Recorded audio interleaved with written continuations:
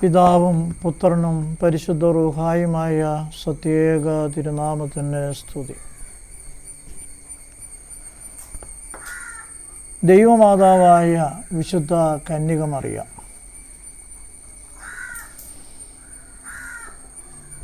വിശുദ്ധ കുർബാനയിലെ 4-ാം തുബദേനിലൂടെ വിശുദ്ധ ദൈവമാതാവിന് പരിശുദ്ധ സഭ നൽകുന്ന സ്ഥാനം എത്രയോ മഹനീയമാണ് എന്ന് ശ്രദ്ധിക്കാം.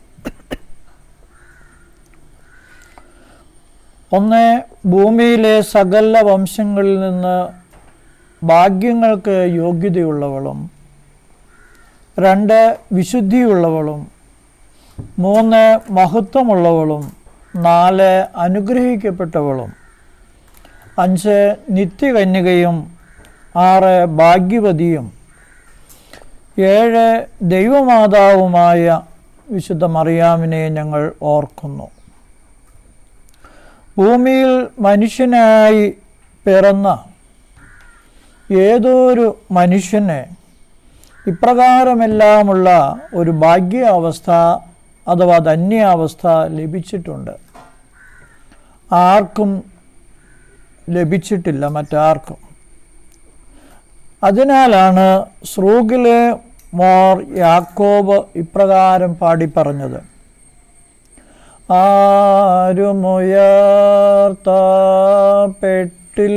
ആരുമുയർത്തപ്പെട്ടില്ലിതുപോൽ അതിനാൽ സ്പഷ്ടം മാറിയാമേ പോലാരും താഴ്മ പെട്ടിട്ടില്ല. എത്രയോ മഹോന്നതമായ സ്ഥാനമാണ് വിശുദ്ധ ദൈവമാതാവിന് ദൈവത്തിൻ്റെ കൃപയാൽ ലഭിച്ചത്. വിശുദ്ധ ദൈവമാതാവിൻ്റെ പുകഴ്ചയ്ക്ക് നിദാനമായ 8 കാര്യങ്ങൾ മുന്നമേ നമുക്ക് ശ്രദ്ധിക്കാം. 1, പിതാവാം ദൈവം വിശുദ്ധ ദൈവമാതാവിനെ തിരഞ്ഞെടുത്തു. വളരെ പ്രധാനപ്പെട്ട ഒരു സത്യമാണ് ഇത്. പാതിരാത്രിയിലെ 1-ാം കൗമയിൽ ആദ്യം മുതലേ നിന്നെ തിരഞ്ഞെടുത്ത പിതാവിനെ സ്തുതി എന്ന് നാം ചൊല്ലുന്നുണ്ടല്ലോ.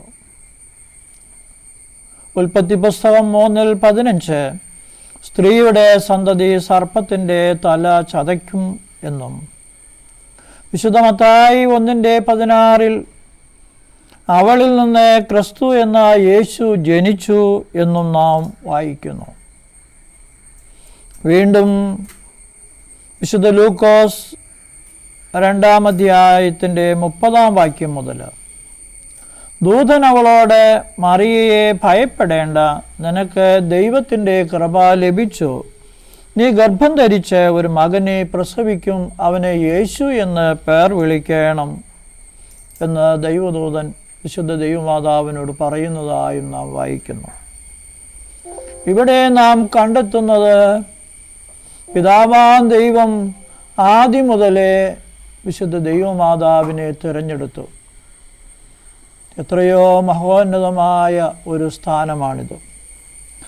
രണ്ടാമതായി, പുത്രനാം ദൈവം ദൈവമാതാവിനെ ബഹുമാനിക്കുന്നു. ഏതെല്ലാം വിധത്തിലാണ് പുത്രനാം ദൈവം ദൈവമാതാവിനെ ബഹുമാനിക്കുന്നത്? 1, അവളിൽ നിന്നും മനുഷ്യാവതാരം ചെയ്തുകൊണ്ട്, പരിശുദ്ധ റൂഹായിൽ നിന്നും ദൈവമാതാവായ വിശുദ്ധ കന്യകമറിയാമിൽ നിന്നും ശരീരിയായി തീർന്നു, മനുഷ്യനായി എന്ന് നിത്യാവിശ്വാസ പ്രമാണത്തിൽ നാം ചൊല്ലുന്നു. രണ്ടാമതായി, വിശുദ്ധ ലൂക്കോസ് 2:51 ഇവൾക്ക് കീഴ്പ്പെട്ടിരുന്നു എന്ന് നാം വായിക്കുന്നു. നമ്മുടെ കർത്താവിൻ്റെ ബാല്യകാലങ്ങളെല്ലാം മാതാവിനെ അനുസരിച്ചും കീഴ്പ്പെട്ടുമിരുന്നു. വീണ്ടും കുരിശങ്കൽ വെച്ച് താനിഹലോകത്തു നിന്ന് പിതാവിൻ്റെ അടുക്കിലേക്ക് പോകുന്ന ആ നാഴിക വരുന്ന സമയത്ത് വിശുദ്ധ ദൈവമാതാവിനെ യോഹന്നാനെ ഇതാ നിൻ്റെ അമ്മ എന്ന് പറഞ്ഞ് ഫലമേൽപ്പിച്ചുകൊണ്ട് പുത്രൻ തമ്പുരാൻ അമ്മയെ ബഹുമാനിക്കുന്നു, കരുതുന്നു. നാലാമതായി, ദൈവമാതാവിൻ്റെ മരണസമയത്ത് പുത്രൻ തമ്പുരാൻ ദൈവമാതാവിനെ എത്രമാത്രം ബഹുമാനിച്ചു എന്ന് നമ്മൾ ദൈവമാതാവിൻ്റെ ജീവചരിത്ര പുസ്തകം വായിച്ച് പഠിക്കുമ്പോൾ നമ്മൾക്ക് കാണാനായിട്ട് കഴിയും. ഇപ്രകാരമെല്ലാം പുത്രൻ തമ്പുരാനും വിശുദ്ധ ദൈവമാതാവിനെ ബഹുമാനിക്കുന്നു. ഒന്ന്, പിതാവാം ദൈവമാതാവിനെ ബഹുമാനിച്ചു. രണ്ട്, പുത്രൻ തമ്പുരാൻ ദൈവമാതാവിനെ ബഹുമാനിക്കുന്നു. മൂന്ന്, പരിശുദ്ധാത്മാവാം ദൈവമാതാവിനെ ബഹുമാനിക്കുന്നു. എങ്ങനെയെല്ലാമാണ്? ഒന്ന്, പരിശുദ്ധാത്മാവ് ഇവളിൽ ഇറങ്ങി വസിച്ചു. വിശുദ്ധ ലൂക്കോസ് 1:35 നാം ഇങ്ങനെ വായിക്കുന്നു: അതിന് ദൂതൻ, പരിശുദ്ധാത്മാവ് നിൻ്റെ മേൽ വരും, അത്യുന്നതൻ്റെ ശക്തി നിൻ്റെ മേൽ നിഴലിടും, ആകയാൽ ഉത്ഭവിക്കുന്ന വിശുദ്ധ പ്രജ ദൈവപുത്രനെന്ന് വിളിക്കപ്പെടും എന്ന് നാം വായിക്കുന്നു. അതെ, പരിശുദ്ധാത്മാവ് ദൈവമാതാവിൽ ഇറങ്ങി വസിച്ചു. അത്യുന്നതൻ്റെ ശക്തി അവൾ ആവസിച്ചു. ആ പുത്രൻ തമ്പുരാൻ ദൈവമാതാവിൽ നിന്നും ശരീരിയായിത്തീർന്നു. എത്രയോ മഹോന്നതമായ ആ കാര്യമാണ് പരിശുദ്ധാത്മാവാം ദൈവം നിർവഹിക്കുന്നത്. അതെല്ലാം കൂടെ കൂട്ടിച്ചേർത്താണല്ലോ ഇങ്ങനെ ദൈവമാതാവ് പറയുന്നത്: ശക്തനായവൻ എന്നിൽ വലിയ കാര്യങ്ങൾ പ്രവർത്തിച്ചിരിക്കുന്നു. ലോകത്തിൽ ഇത്രയും വലിയ സംഭവം, വലിയ രക്ഷ, വലിയവനായ ദൈവം, ഇതെല്ലാം വേദപുസ്തകത്തിൽ കാണുന്നതാണ്. എന്നാൽ ഈ ദൈവമാതാവിൽ പ്രവർത്തിച്ച ഈ വലിയ കാര്യത്തെ പോലെ ഒരു സംഭവം, വലുതായ മറ്റൊരു സംഭവം ഏതാണുള്ളത്? രണ്ടാമതായിട്ട്, കർത്താവിൻ്റെ അമ്മയെന്ന് വിളിച്ച് ദൈവമാതാവിനെ ബഹുമാനിക്കുന്നു പരിശുദ്ധ റൂഹ.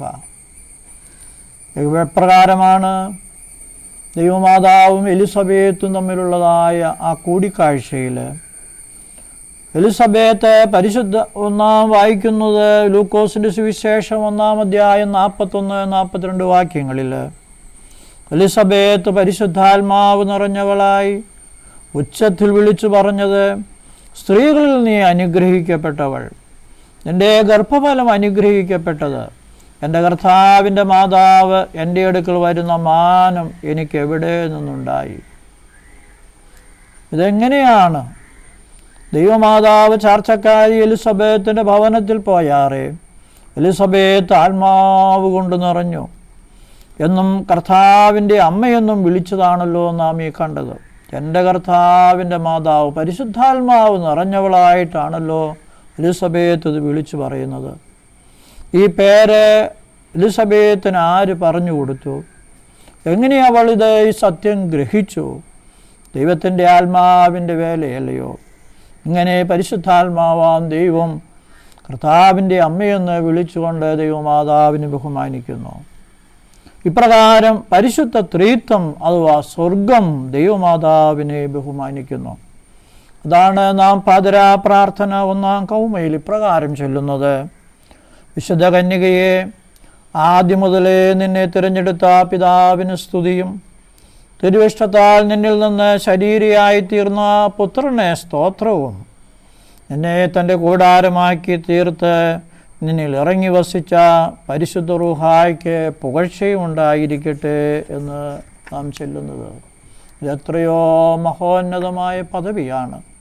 ഏദൻ്റെ തോട്ടം മുതൽ ആദ്യം മുതലേ പിതാവാം ദൈവമാതാവിനെ തിരഞ്ഞെടുക്കുന്നു. പുത്രൻ തമ്പുരാൻ ഇറങ്ങി വസിച്ച് മനുഷ്യാവതാരം ചെയ്യുന്നു. പരിശുദ്ധാത്മാവും ദൈവമാതാവിൽ ഇറങ്ങി വസിച്ച് അമ്മയെ ബഹുമാനിക്കുന്നു. ഇത് ഈ ഒറ്റ കാര്യം തന്നെ മഹത്വത്തിന് എത്രമാത്രം നിദാനമായിരിക്കുന്നതാണ്. ദൈവമാതാവിൻ്റെ പുകഴ്ചയ്ക്ക് എത്രയോ നിദാനമായ സത്യമാണിത്. വീണ്ടും നാലാമതായിട്ട്, ദൈവദൂത സംഘങ്ങൾ വിശുദ്ധ ദൈവമാതാവിനെ ബഹുമാനിക്കുന്നു. മാലാഖമാർ ദൈവമാതാവിനെ ബഹുമാനിക്കുന്നതായിട്ട് നമുക്ക് കാണാൻ കഴിയും. നാം പഠിക്കുന്നുണ്ടല്ലോ, ദൂതന്മാരിൽ തലവന്മാരായ മോർ മിഖായേലും മോർ ഗബ്രിയേലും. ഇവരിൽ മോർ ഗബ്രിയേൽ മാലാഖ ദൈവമാതാവിന് ദൂതറിയിച്ചുകൊണ്ട് സമാധാനം ചൊല്ലുന്നു.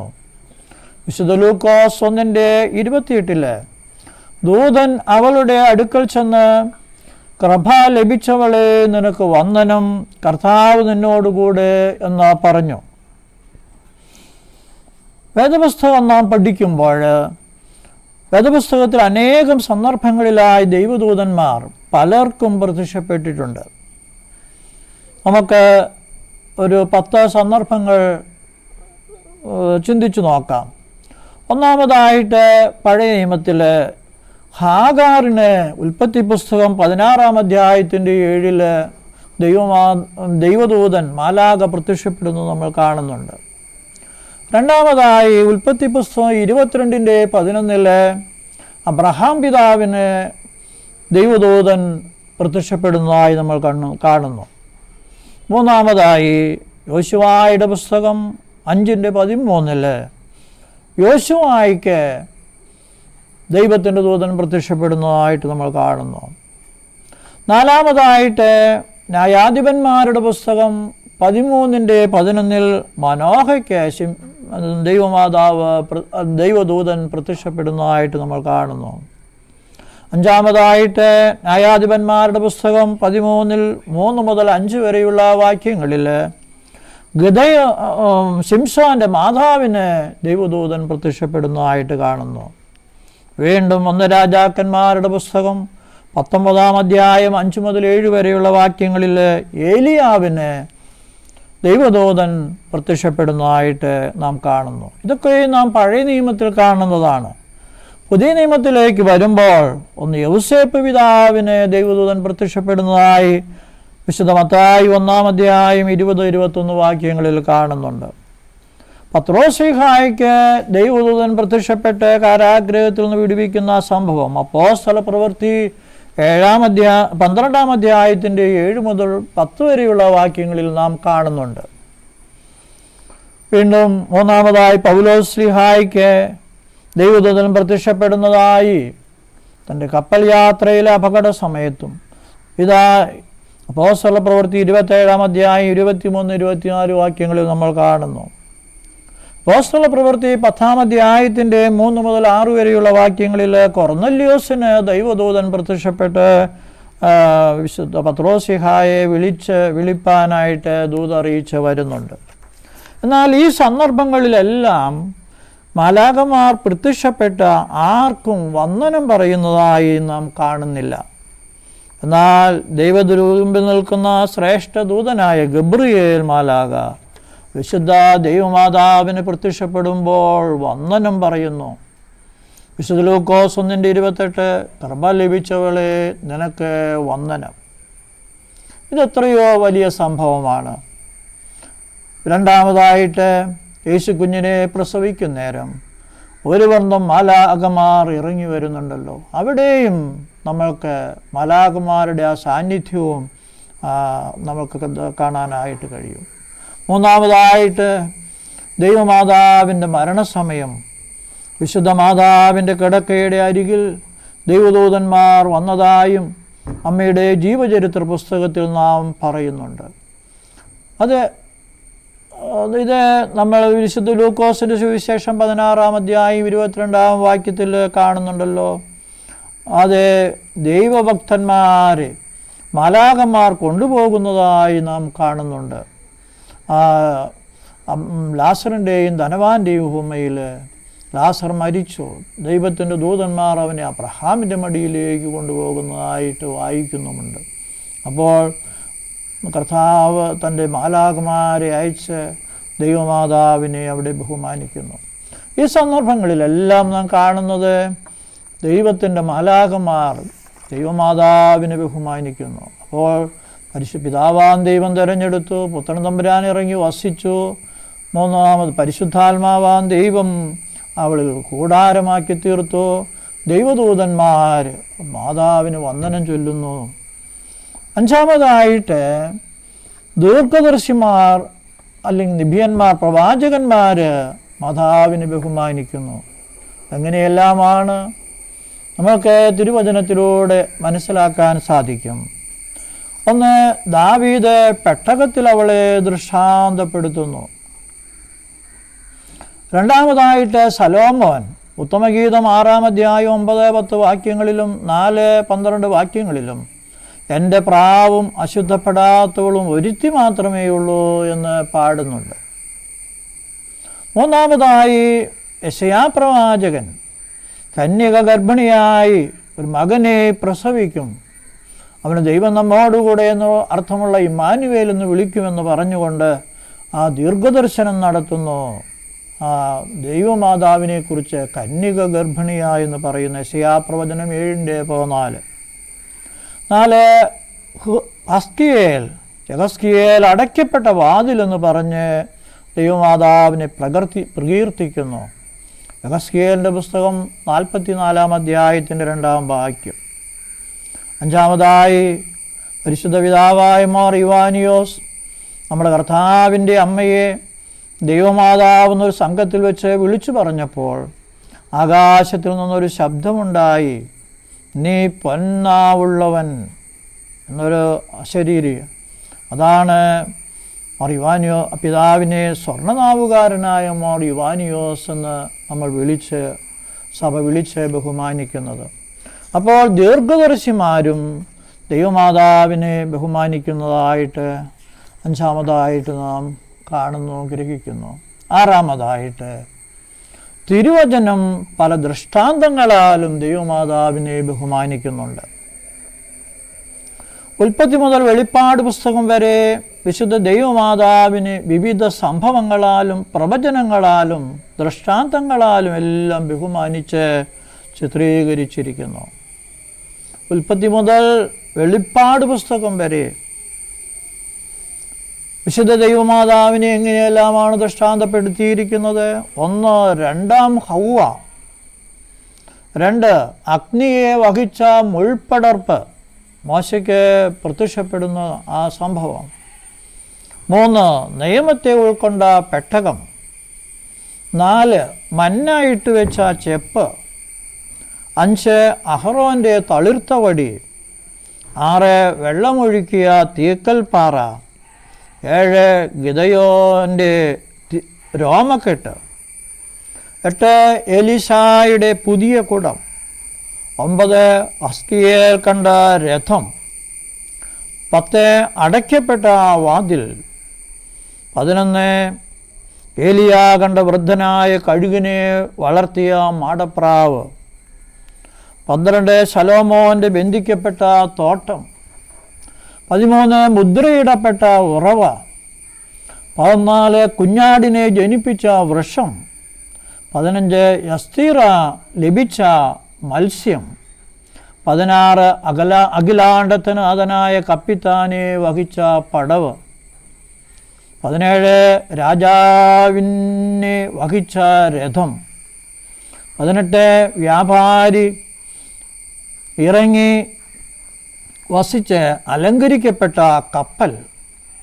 19, സ്വർഗീയ ശില്പിയെ സ്വീകരിച്ച മനോഹര കൊട്ടാരം. 20, ആത്മീയ തൂവാല അഥവാ ശോശപ്പ. നോക്കൂ, വിശുദ്ധ ദൈവമാതാവിനെ എങ്ങനെയെല്ലാമാണ് വർണ്ണിച്ചിരിക്കുന്നത്.